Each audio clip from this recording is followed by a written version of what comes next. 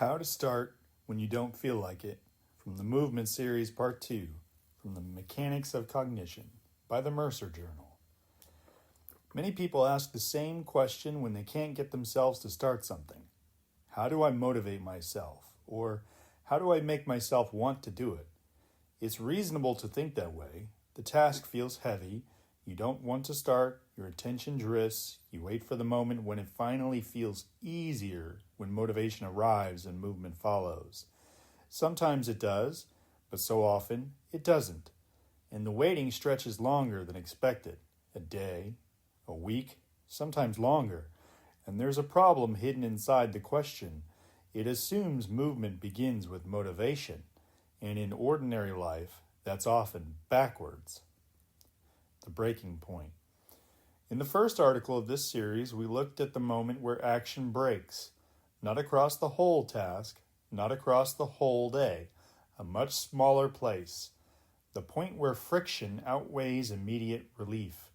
You pause, you hesitate, you drift, you do something else for just a minute. The task stays where it is. If that's where movement breaks, then that's where movement has to begin again.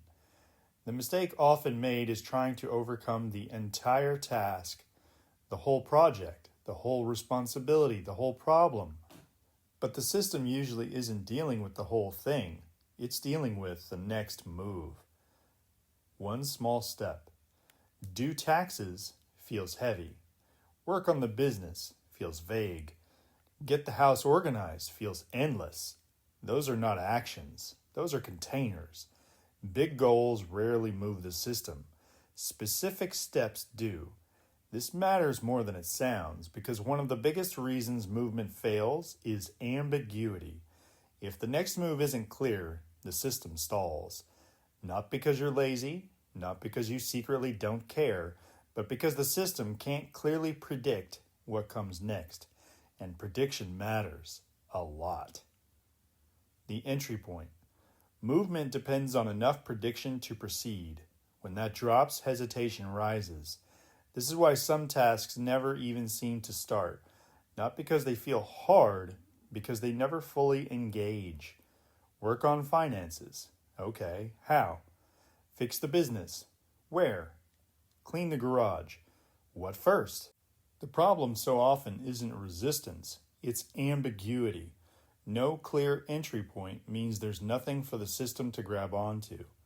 A useful question is, what is the next physical action?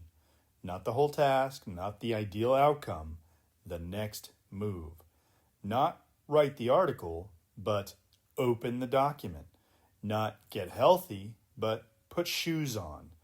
Not organize the company, but review last month's expenses. If the next physical action isn't clear, the system often doesn't engage. It doesn't resist, it just doesn't move. Don't treat the whole problem. The second mistake is treating the first move like the whole task. This is where things quietly go wrong. The hardest part of a fire is ignition. After that, the system tends to sustain itself. But people often try to ignite the entire fire all at once. Finish the workout, complete the project, clean the whole room, write the whole proposal. But that raises the cost too high. Movement breaks at ignition. So the fix has to happen there. The question becomes, what is small enough to survive friction? Not do the workout, but drive to the gym.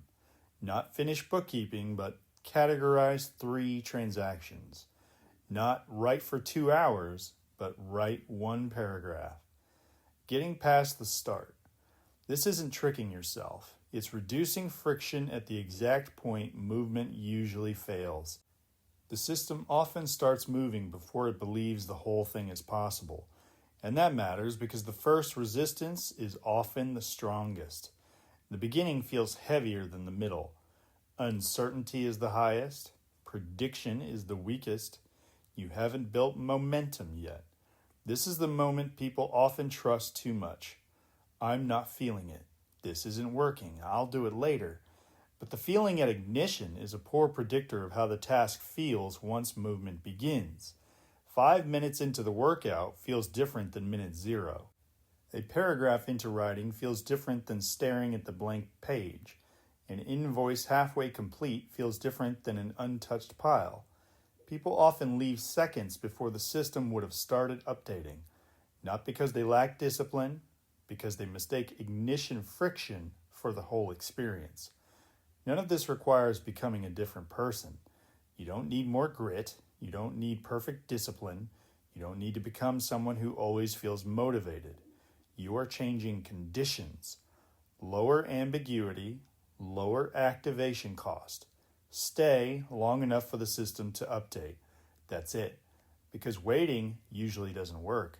Waiting for motivation, waiting for clarity, waiting for confidence. The assumption is that something will change and then movement will finally feel easier. But the friction is still waiting there too. It won't disappear. The moment hasn't changed. A different model. A more accurate model runs the other direction. Movement first, then uncertainty starts shrinking, then structure appears, then momentum builds, then motivation shows up, often quietly after the fact. Motivation so often follows movement, not the other way around. Movement rarely begins big. It begins through something small enough to survive friction. A small move, a clear move, a move simple enough for the system to finally say, okay, we can start here.